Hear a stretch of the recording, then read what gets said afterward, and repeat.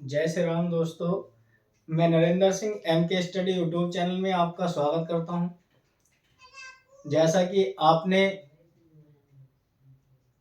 Newspaper Amar Ujala में भी पढ़ा होगा, प्राथमिक शिक्षक भर्ती 51,000 से ऊपर उसमें लिखा हुआ है। उनके जल्द ही शिक्षा जो मंत्री हैं उन्होंने जल्दी ही घोषणा करने को कहा है, विज्ञापन निकालने के लिए कहा है।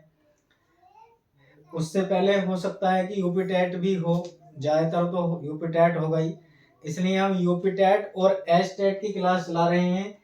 पर्यावरण ईवीएस की क्लास चला रहे हैं, इन्वायरमेंट की क्लास को आज हम प्रारंभ कर रहे हैं। ये पहली डेमो क्लास हमारी फर्स्ट है जिसमें पर्यावरण स्टार्ट किया जा रहा है। आप अपनी अधिक से अधिक मेहनत करें। हमारे एम के स्टडी में ऑफलाइन बैच भी चलाया जाता है और ऑनलाइन प्रैक्टिस हम यूट्यूब के माध्यम से आपको देते हैं। इसमें पर्यावरण स्टार्ट कर रहे हैं।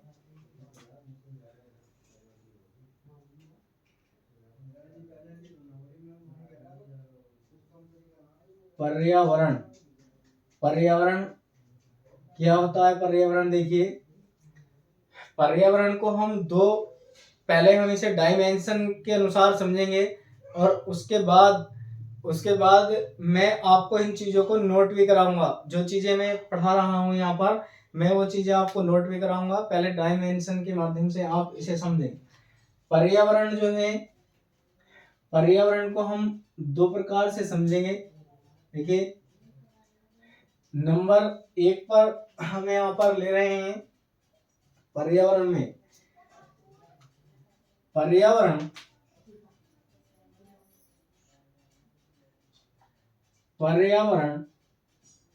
दो शब्दों से मिलकर बना है और जो पर्यावरण है ये हिंदी भाषा का शब्द है। पर्यावरण कौन सी भाषा का शब्द है?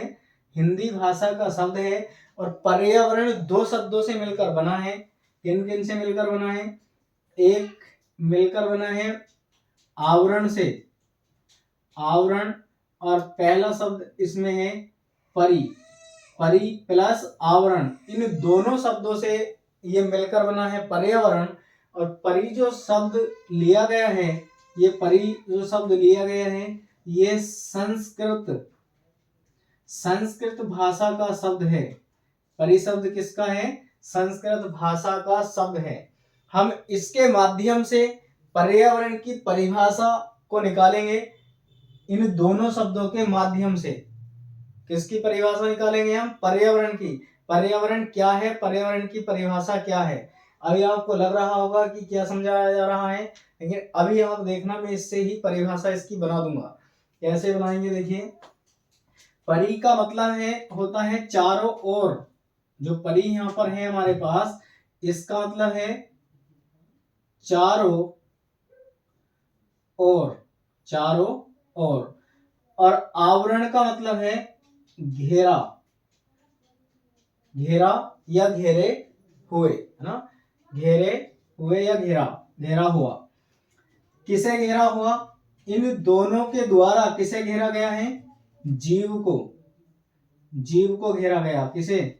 जीव को घेरा गया। अब देखिए, आप इसकी पर्यावरण की परिभाषा बनती है जो जीव को चारों तरफ से घेरे हुए हैं। जो जीव को चारों तरफ से घेरे हुए हैं उसे पर्यावरण कहते हैं। जो जीव को चारों तरफ से घेरे हुए हैं, जीव को चारों ओर से घेरे हुए हैं, उसे क्या कहते हैं? हम पर्यावरण कहते हैं। ये पर्यावरण की परिभाषा इस प्रकार से हमने बनाई है। पर्यावरण हिंदी भाषा का शब्द है। पर्यावरण जो है परि प्लस आवरण से मिलकर बना है। परि जो है ये संस्कृत भाषा का शब्द है और पर्यावरण हिंदी भाषा का शब्द होता है। आवरण का अर्थ है घेरा हुआ या घेरा हुआ। परि का मतलब चारों ओर से, और किसे घेरा? चारों ओर से किसे घेरा? जीव को। जो जीव को चारों तरफ से घेरे हुए हैं वो पर्यावरण कहलाता है। जीव को चारों ओर से घेरा हुआ है उसे क्या कहते हैं? हम पर्यावरण कहते हैं। इस तरह से इसकी परिभाषा निकली। मैं अभी इसकी परिभाषा को आपको नोट भी कराऊंगा। पहले मैं चीजों को डायमेंशन के माध्यम से आपको समझा रहा हूं। देखिए, एक ये है हमारे पास इन्वायरमेंट। इन्वायरमेंट जो शब्द है, इन्वायरमेंट,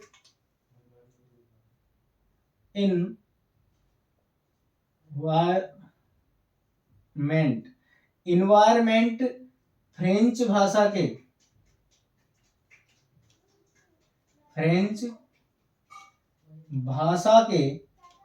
किस शब्द से बना है? इन्वायरमेंट फ्रेंच भाषा के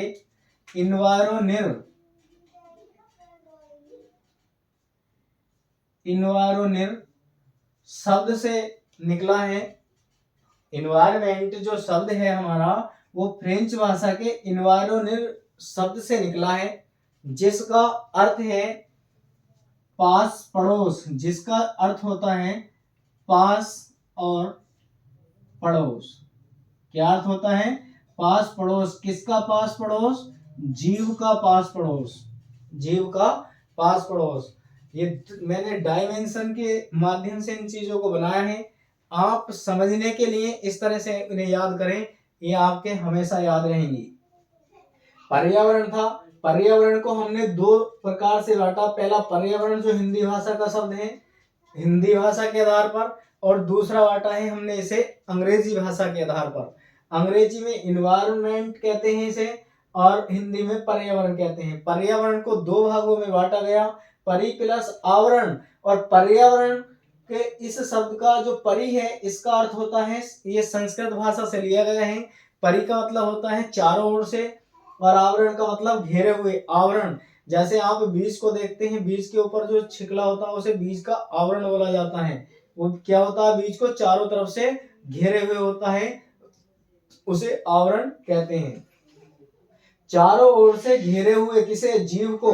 जो चारों तरफ से जीव को घेरे हुए हैं वो पर्यावरण कहलाता है। दूसरा हमने अंग्रेजी भाषा के माध्यम से इसे देखा। अंग्रेजी भाषा के माध्यम से क्या था? इन्वायरमेंट कहते हैं, इन्वायरमेंट इसे कहा जाता है।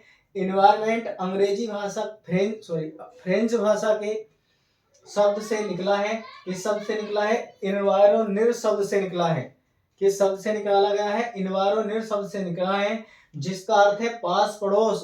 किसका पास पड़ोस? जीव के पास पड़ोस में प्रकृति द्वारा उत्पन्न होने वाली चीजें इन्वायरमेंट कहलाती हैं, अर्थात पर्यावरण कहलाती हैं। देखिए, अब इन्हीं चीजों को हम नोट करेंगे। पर्यावरण की क्या परिभाषा होती है, पर्यावरण को कैसे प्रदर्शित किया जाता है, ये मैंने आपको समझाया। अब इन्हें ही हम नोट करेंगे परिभाषा के अनुसार, परिभाषा के माध्यम से।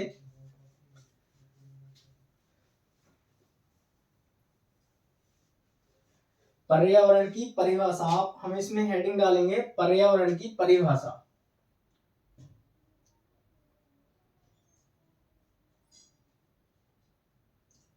पर्यावरण की परिभाषा, पर्यावरण की परिभाषा, ठीक है। पर्यावरण की परिभाषा अभी मैंने आपको बताया था। देखिए,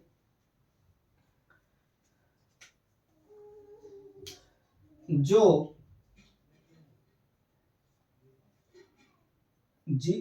मैंने ये भी लिखा था इसमें, देखिए,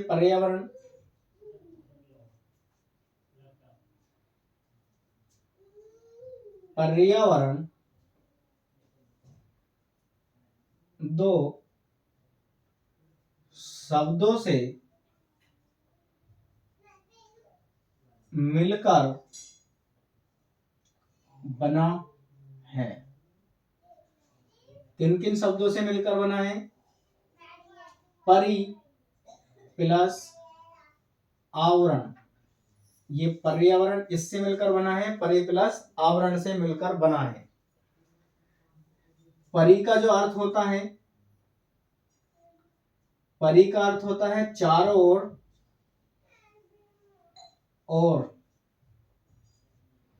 और जो आवरण है, आवरण का अर्थ होता है हमारे पास घेरा हुआ।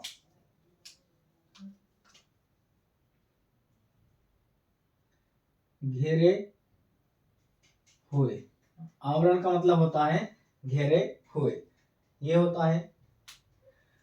अब हम इसकी परिभाषा यहाँ पर लिखते हैं, देखिए क्या कहलाती है। जो जीव को चारों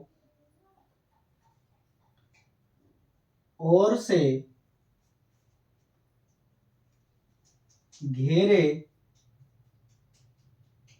जीव को चारों ओर से घेरे हुए हैं, उसे पर्यावरण कहते हैं। देखिए ये हमने इसकी परिभाषा बनाई। पर्यावरण दो शब्दों से मिलकर बना है, परि प्लस आवरण से। परि का अर्थ होता है चारों ओर और आवरण का मतलब है घेरे हुए। जो जीव को चारों ओर से घेरे हुए हैं उसे क्या कहते हैं, हम पर्यावरण कहते हैं। आगे मैंने अंग्रेजी भाषा में भी लिखा था, इन्वायरमेंट, इन्वायरमेंट फ्रेंच भाषा के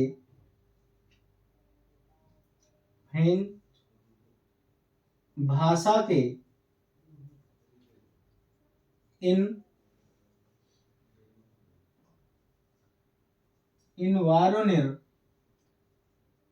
शब्द से बना है, जिसका अर्थ है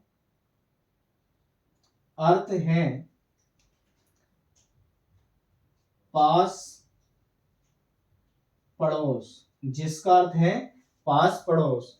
इन्वायरमेंट जो है फ्रेंच भाषा के इन्वायरोनिर शब्द से बना है, जिसका अर्थ पास पड़ोस है। और किसका पास पड़ोस है, जीव का पास पड़ोस है। ईवीएस जो इन्वायरमेंट है 30 नंबर का आता है।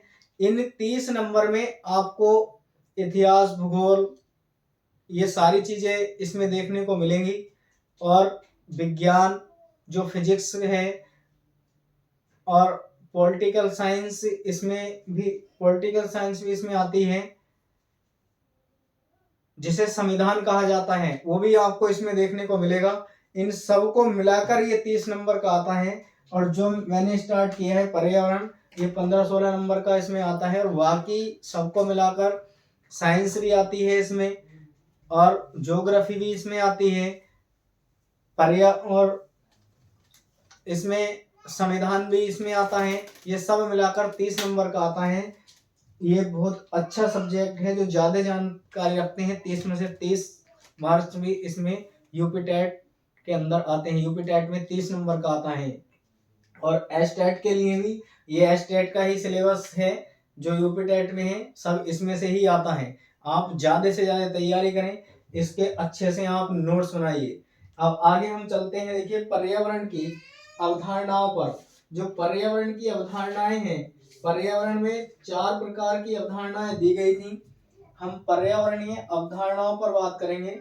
जो पर्यावरणीय अवधारणाएं हैं, ये 4 प्रकार की अवधारणाएं हमारे पास हैं। इन्हें हम लेकर चलते हैं, इन पर हम बातचीत करेंगे। देखिए क्या है,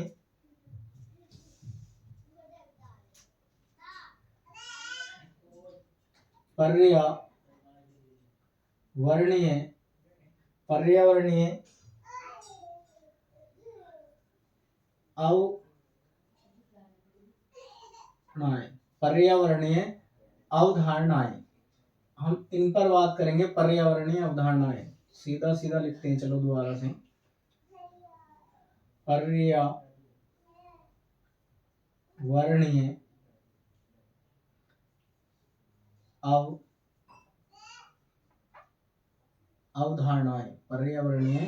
अवधारणाएं, ये 4 पर्यावरणीय अवधारणाएं पर्यावरण में दी गई हैं। एक होती है हमारे पास, देखिए मैं चारों के संबंध में पहले आपको समझाऊंगा और इसके बाद इसे नोट कराऊंगा। पहले मैं आपको इनके चारों के संबंध में बताऊंगा कि किसमें क्या क्या होता है। पहली है नियतिवादी। पहली जो अवधारणा है हमारे पास वो है नियतिवादी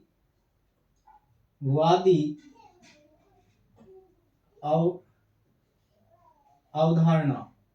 दूसरे नंबर पर है हमारे पास संभववादी अवधारणा। संभववादी अवधारणा। और तीसरे नंबर पर है हमारे पास, जो तीसरा नंबर है, नव नियतिवादी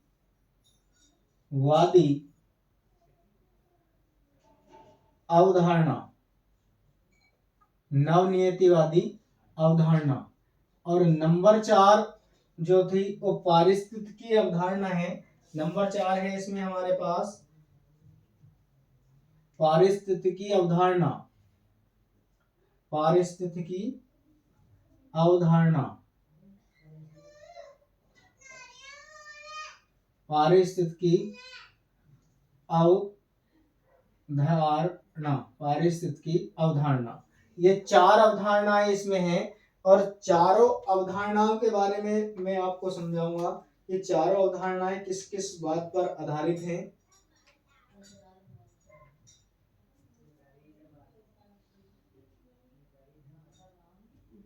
देखिए, सबसे पहले हमारे पास ये नियतिवादी अवधारणा है।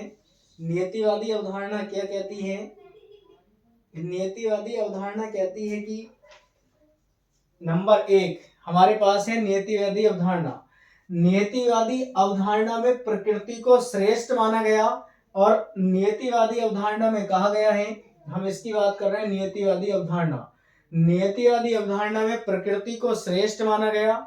इसमें माना गया कि प्रकृति श्रेष्ठ है तथा मनुष्य जो है प्रकृति का एक हाथ का खिलौना है। जैसा प्रकृति चाहती है वैसे मनुष्य को उसके अनुसार चला सकती है। नियतिवादी अवधारणा में प्रकृति पर ज्यादा जोर दिया गया। इसमें कहा गया नियतिवादी अवधारणा में कि प्रकृति श्रेष्ठ है और मनुष्य उसके हाथ का खिलौना है। जैसा प्रकृति चाहती है वैसा मनुष्य को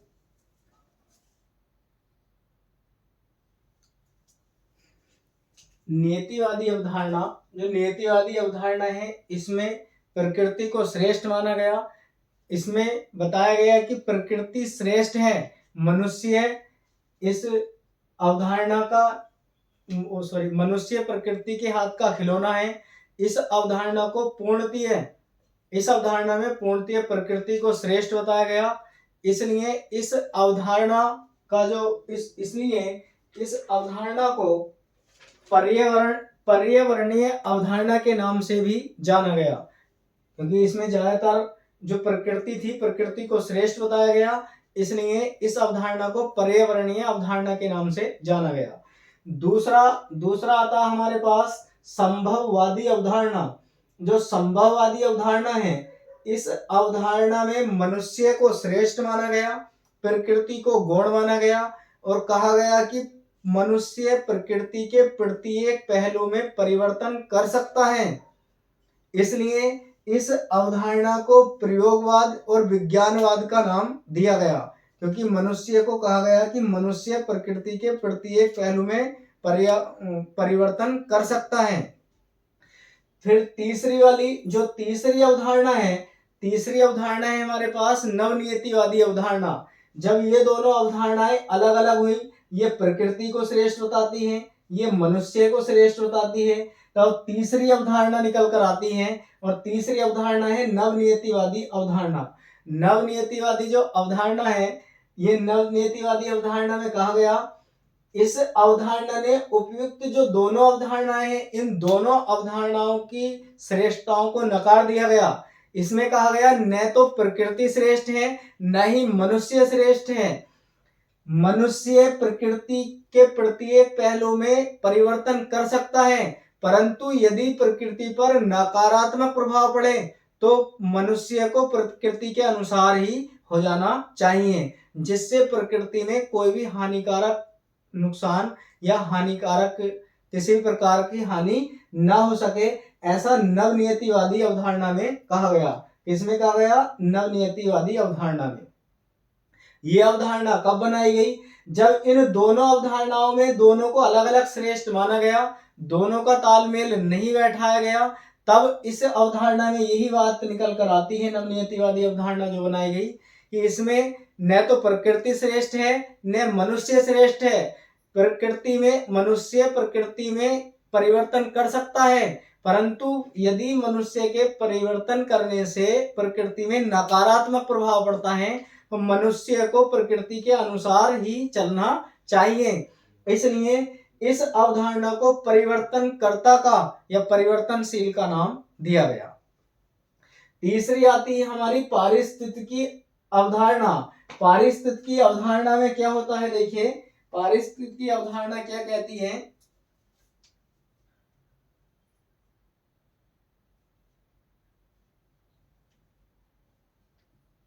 पारिस्थितिकी अवधारणा कहती है ना तो मनुष्य श्रेष्ठ है और ना ही प्रकृति श्रेष्ठ है, इसलिए दोनों को इसमें भी दोनों को बराबर स्थान दिया गया।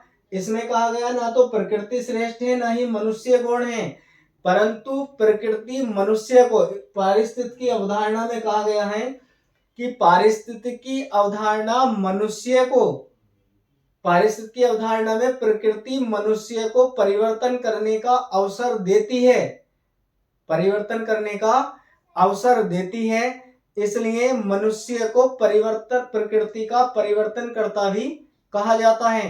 इस अवधारणा में ये कहा गया ना तो प्रकृति श्रेष्ठ मानी गई ना मनुष्य श्रेष्ठ माना गया। समय समय पर प्रकृति में परिवर्तन होता रहना चाहिए, ऐसा पारिस्थितिकी अवधारणा में कहा गया।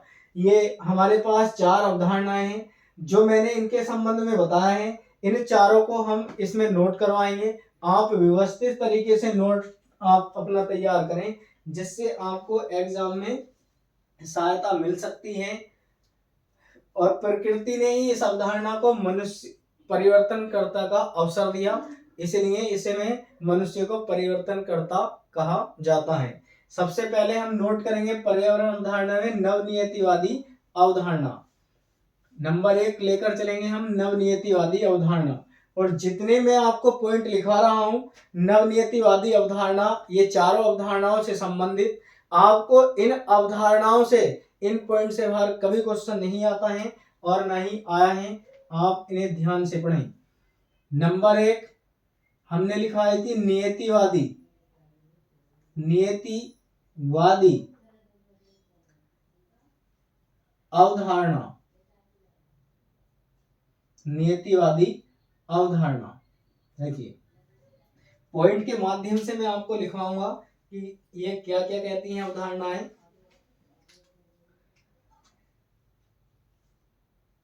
नंबर 1 पॉइंट हम इसमें लिखेंगे, प्रकृति इस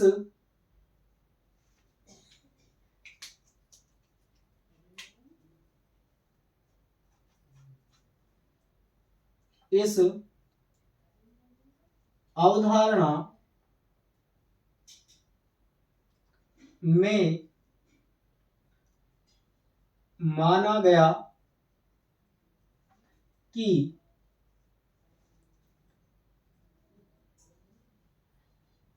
प्रकृति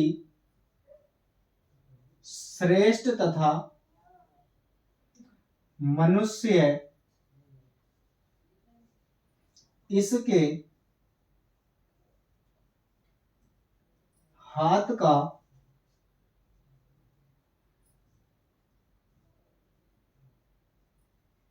खिलौना है, इसके हाथ का खिलौना है। दूसरे पॉइंट में आप लिखेंगे इसमें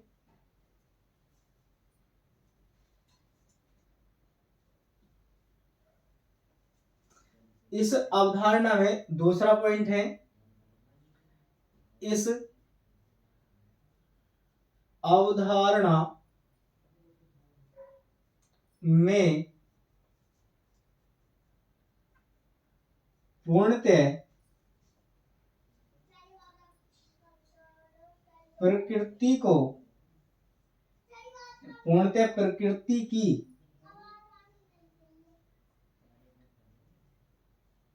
श्रेष्ठता पर बल दिया गया। इस अवधारणा में पूर्णतः प्रकृति की श्रेष्ठता पर बल दिया गया। आगे एक पॉइंट मैं इसमें और लिख रहा हूं, इस अवधारणा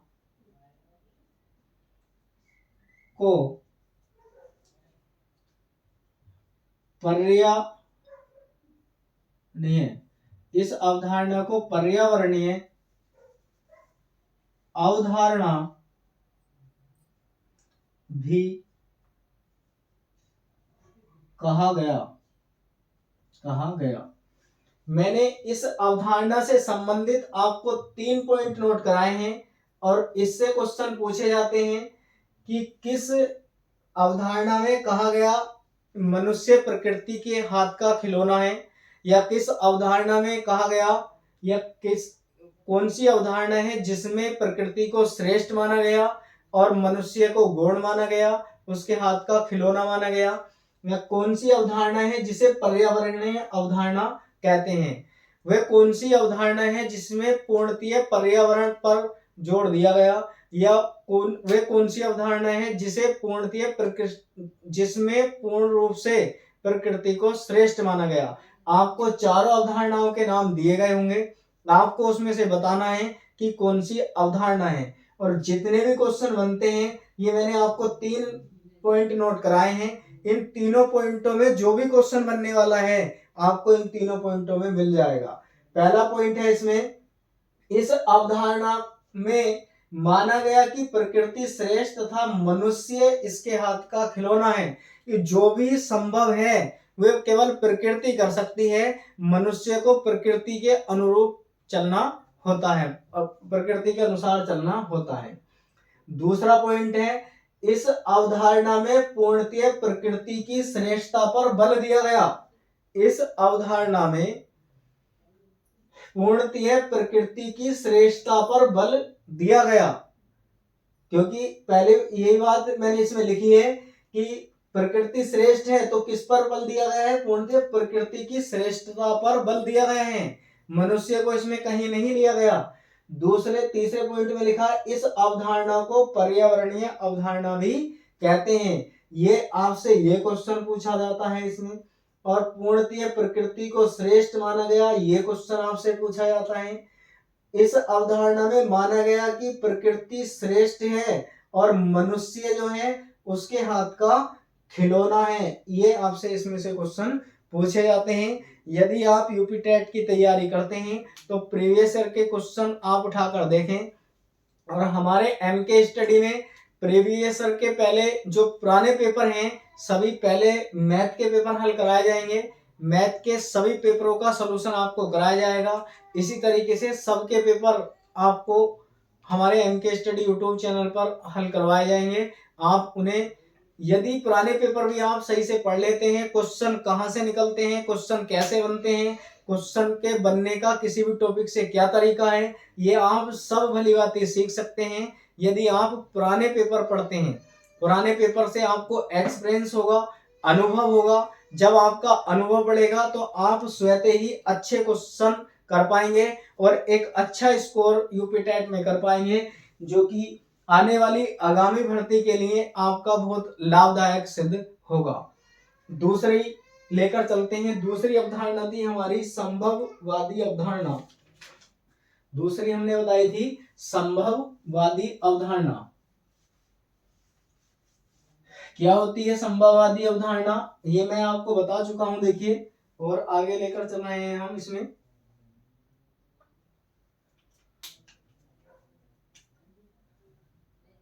नंबर 2, संभववादी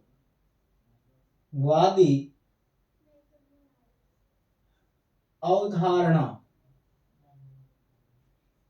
और संभववादी अवधारणा क्या कहलाती है, देखिए,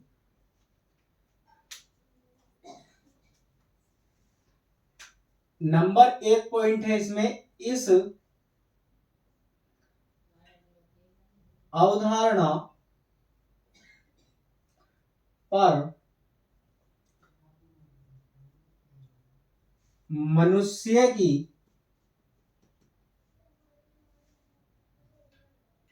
श्रेष्ठता, इस अवधारणा पर मनुष्य की श्रेष्ठता पर बल दिया गया। इस अवधारणा पर मनुष्य, इस अवधारणा में लिखेंगे आप यहाँ पर, इस अवधारणा में मनुष्य की श्रेष्ठता पर बल दिया गया। दूसरा पॉइंट है इसमें,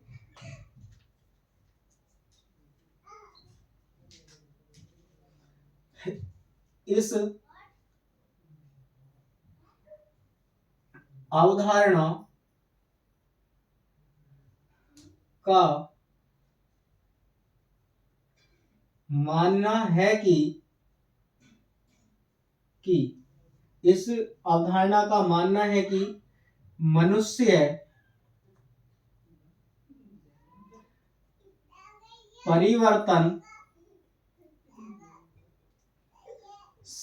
है, मनुष्य परिवर्तनशील है, मनुष्य जो है परिवर्तनशील है, मनुष्य प्रकृति के प्रत्येक पहलू में परिवर्तन कर सकता है। इस अवधारणा का मानना है कि मनुष्य परिवर्तनशील है और मनुष्य प्रकृति के प्रत्येक पहलू में परिवर्तन कर सकता है, ऐसा इसका मानना है। और आगे इसमें एक पॉइंट है,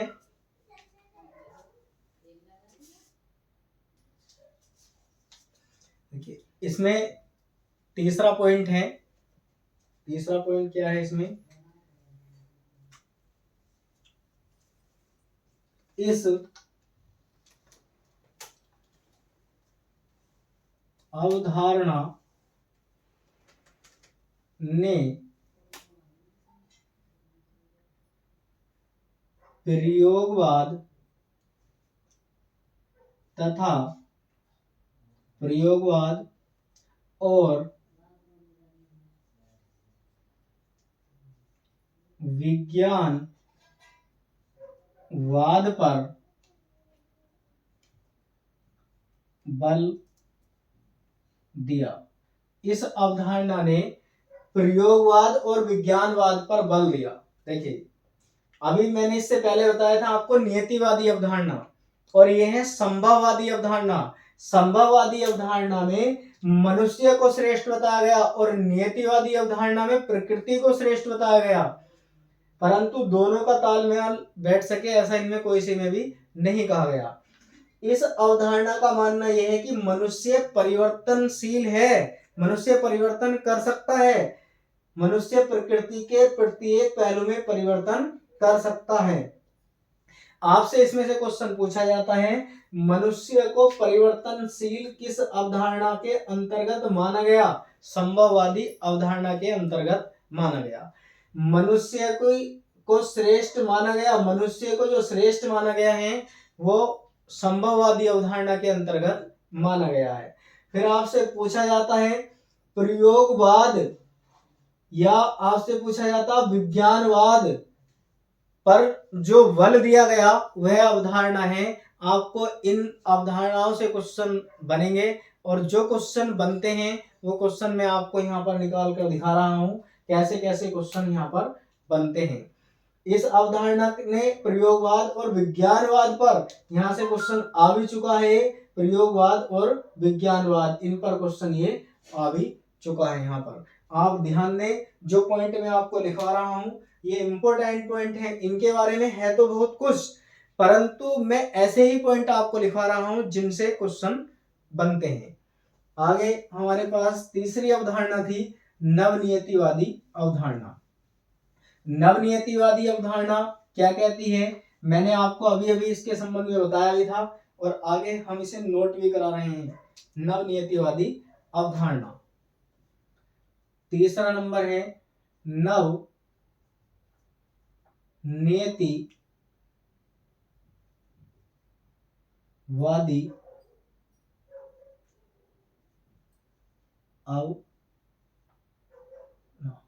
नवनियतिवादी अवधारणा।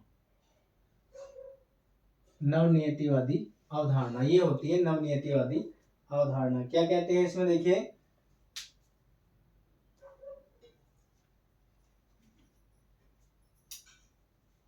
इस अवधारणा, इसमें पॉइंट नंबर 1 है, इस अवधारणा ने उपर्युक्त दोनों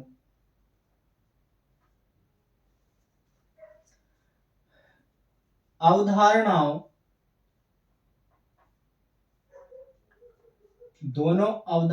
की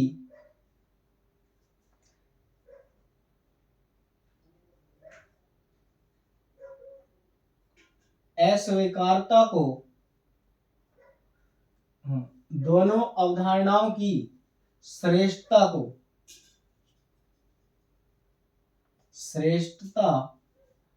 को दोनों अवधारणाओं की श्रेष्ठता को अस्वीकार कर दिया। दोनों अवधारणाओं को क्या कहा गया, अस्वीकार कर दिया गया। इसमें माना गया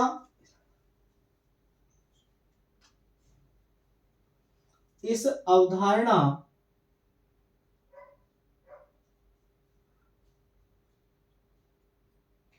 में माना गया कि मनुष्य को, इस अवधारणा में माना गया कि मनुष्य को परिवर्तन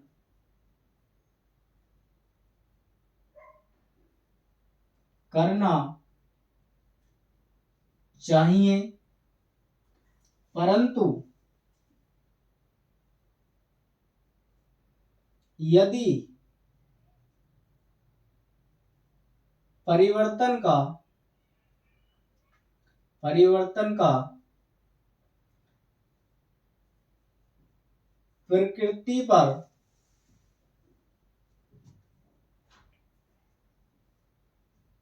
नकारात्मक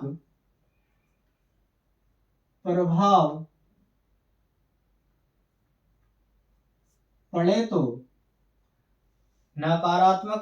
पड़े तो मनुष्य को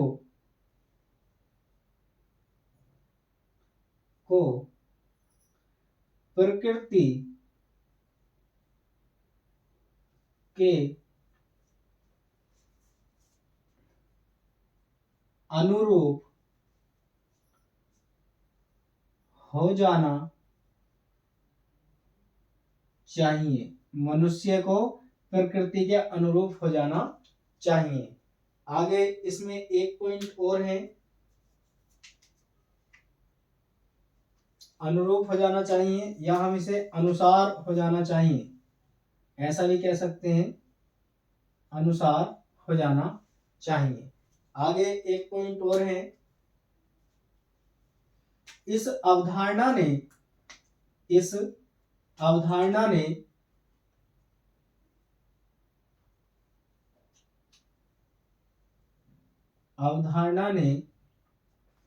प्रकृति, इस अवधारणा ने सतत विकास पर बल दिया। देखिए इसमें भी मैंने आपको 3 पॉइंट लिखवाए हैं। 3 पॉइंट क्या क्या हैं, पहला पॉइंट है, इस अवधारणा ने उपर्युक्त जो दो अवधारणाएं मैं बता चुका हूं आपको, नियतिवादी अवधारणा और संभववादी अवधारणा, इन दोनों अवधारणाओं की श्रेष्ठता को अस्वीकार कर दिया कि ना तो प्रकृति श्रेष्ठ है। नवनियतिवादी जो अवधारणा बनाई गई, इसमें माना गया न तो प्रकृति श्रेष्ठ है न ही मनुष्य श्रेष्ठ है, दोनों एक दूसरे के अनुरूप हैं। ऐसा इसमें माना गया कि इस अवधारणा में माना गया कि मनुष्य को परिवर्तन करना चाहिए। मनुष्य प्रकृति में परिवर्तन कर सकता है, उसे परिवर्तन करना चाहिए, परंतु यदि परिवर्तन का प्रकृति पर नकारात्मक प्रभाव पड़े तो मनुष्य को प्रकृति के अनुरूप हो जाना चाहिए। मनुष्य को प्रकृति के अनुरूप कार्य करना चाहिए। यदि मनुष्य द्वारा किए गए परिवर्तन से प्रकृति पर कोई भी नकारात्मक प्रभाव देखने को मिलता है या नकारात्मक प्रभाव पड़ता है तो मनुष्य को प्रकृति के अनुसार हो जाना चाहिए, ऐसा नियतिवादी अवधारणा में माना गया। और इस अवधारणा में ज्यादातर सतत विकास पर जो देखा गया, सतत विकास पर जोर दिया गया। किस अवधारणा में? नवनियतिवादी अवधारणा में। लास्ट और अंतिम चौथी अवधारणा हमारे पास थी पारिस्थितिकी अवधारणा। इसे और लेकर हम चलते हैं पारिस्थितिकी अवधारणा। देखिए चौथे नंबर पर है पारिस्थितिकी अवधारणा।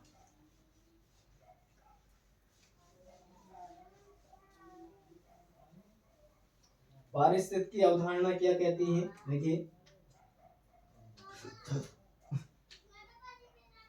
नंबर 4,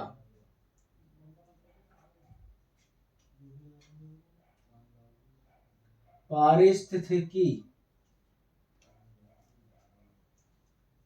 अवधारणा। और पारिस्थितिकी अवधारणा क्या होती है? इसमें भी मैं आपको कुछ पॉइंट लिखा रहा हूं।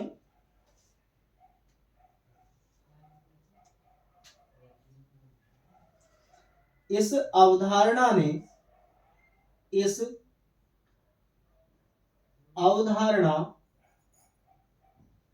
ने प्रकृति को श्रेष्ठ माना,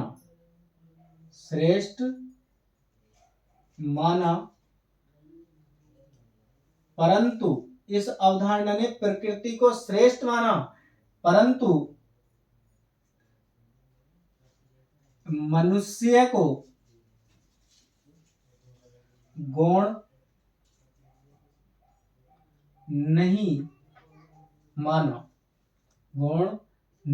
माना, बल्कि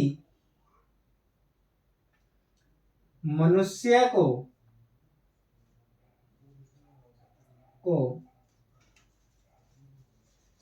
प्रकृति का ही एक अंग माना। मनुष्य को प्रकृति का ही एक अंग माना है। आगे इसमें दूसरा पॉइंट है,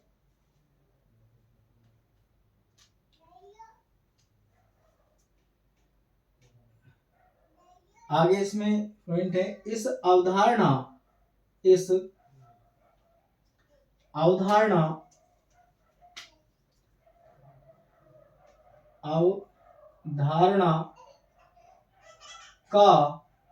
का मानना है कि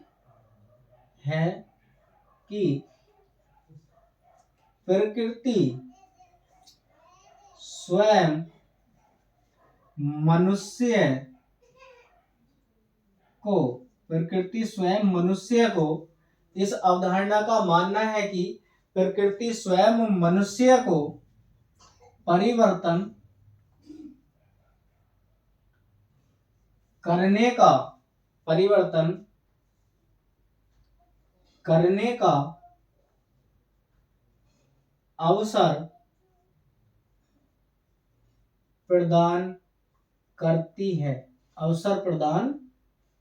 करती है। देखिए इस प्रकार ये हमें पर्यावरण में 4 अवधारणाएं दी गई थी और चारों ही अवधारणाओं के संबंध में मैंने आपको जानकारी दी है। जो 4 अवधारणाएं थी इन चारों के संबंध में मैंने आपको बताया भी है और नोट भी इनके संबंध में मैंने करवाया है। जो पारिस्थितिकी अवधारणा है, पारिस्थितिकी अवधारणा में माना गया कि इस अवधारणा ने प्रकृति को श्रेष्ठ तो माना, परंतु इस अवधारणा ने, पारिस्थितिकी अवधारणा ने मनुष्य को गुण नहीं माना।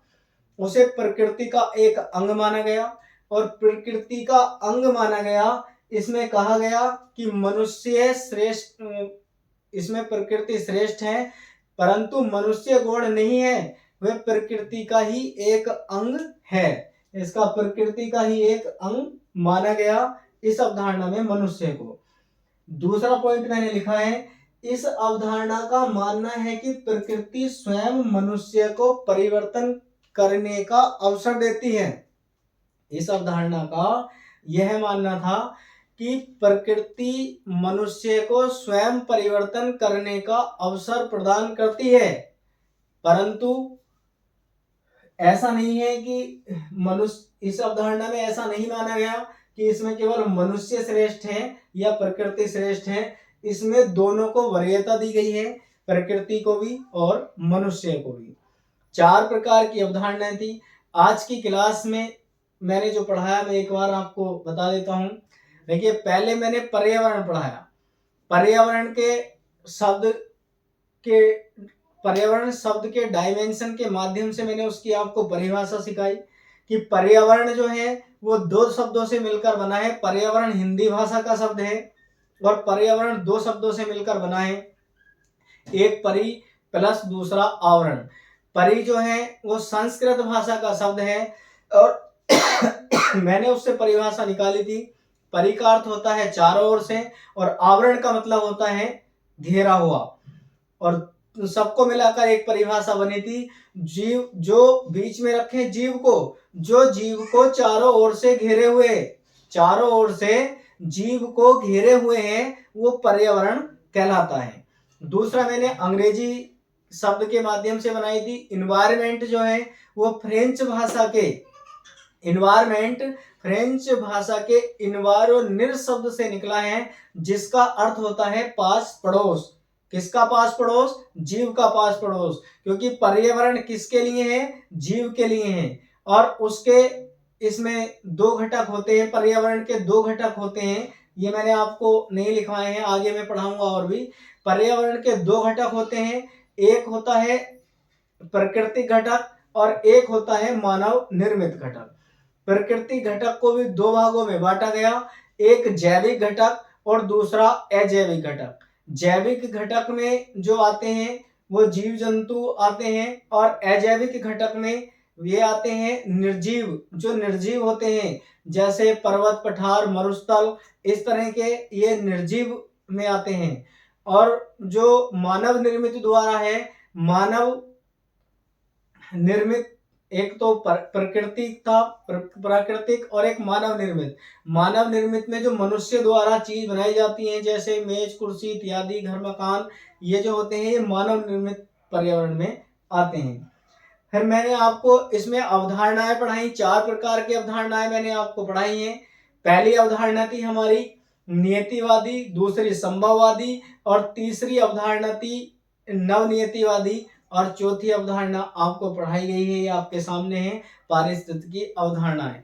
इन अवधारणाओं से जरूर कोई ना कोई क्वेश्चन आता है। जो नियतिवादी अवधारणा है उसमें प्रकृति को श्रेष्ठ माना गया, मनुष्य को गौण माना गया, और जो हमारे पास संभववादी अवधारणा थी उसमें मनुष्य को श्रेष्ठ और प्रकृति को गौण माना गया। लेकिन जो तीसरी नवनियतिवादी अवधारणा थी उसमें मनुष्य और प्रकृति को दोनों बराबर माना गया कि मनुष्य जो है परिवर्तन करता है, प्रति एक पहलू में प्रकृति के परिवर्तन कर सकता है, लेकिन जब प्रकृति पर नकारात्मक प्रभाव पड़े तो मनुष्य को प्रकृति के अनुरूप हो जाना चाहिए। इसलिए इस अवधारणा ने मनुष्य को परिवर्तनकर्ता का नाम भी दिया है। पारिस्थितिकी अवधारणा, पारिस्थितिकी अवधारणा में माना गया है कि इसमें प्रकृति श्रेष्ठ तो है, पारिस्थितिकी तंत्र आपको आगे पढ़ने को मिलेगा, अभी इसमें जिसमें से क्वेश्चन आते हैं, इसमें माना गया कि प्रकृति श्रेष्ठ तो है परंतु मनुष्य भी गौण नहीं है, वह केवल वो मनुष्य भी प्रकृति का एक अंग है, मनुष्य क्या है, प्रकृति का एक अंग है, ऐसा इसमें माना गया और इसमें सतत विकास पर अधिक जोर दिया गया। यह हमारी पर्यावरण की क्लास नंबर 1 थी। आप हमें कमेंट कर कर बताएं कि हमारी क्लास कैसी लगी और ज़्यादा से ज़्यादा हमारी क्लास को शेयर करें, लाइक करें, हमारे MK स्टडी यूट्यूब चैनल को सब्सक्राइब करें। कोई भी कमी या कोई भी आपकी क्वेरी क्लास से संबंधित हो तो आप मुझे कमेंट बॉक्स में लिखें, मैं आपकी अगली क्लास में उस क्वेरी का समाधान करने की कोशिश करूँगा। हमारे MK स्टडी में ऑफलाइन बैच भी चलाए जाते हैं, आप स्क्रीन पर दिए गए नंबर के द्वारा संपर्क कर सकते हैं। और क्लासें भी अब देखिए, जैसा कि आपने न्यूज़पेपर में पढ़ा है, उसे देखते हुए मैं वाकई क्लासें भी आपकी यूट्यूब पर स्टार्ट करवा दूंगा। सभी सब्जेक्ट की ज़्यादातर क्लासें हम प्रारंभ करवा देंगे इसमें, कि ज़्यादा से ज़्यादा भाई बहन आप प्रैक्टिस के माध्यम से अच्छा स्कोर कर सकें और आपको आपकी एक सीट निश्चित हो सके, ऐसा मैं ज़्यादा से ज़्यादा करवाने की कोशिश करूँगा। और ऑफलाइन बैच में कोई भी अगर आप तैयारी करना चाहते हैं, आप स्क्रीन पर दिए गए नंबर से हमारे MK स्टडी में संपर्क कर सकते हैं। और आपको क्लास कैसे लगी आप हमें अवश्य बताइए। अगली क्लास में मिलते हैं, कल पर्यावरण की सेकंड क्लास में दोबारा मिलेंगे, तब तक के लिए जय हिंद।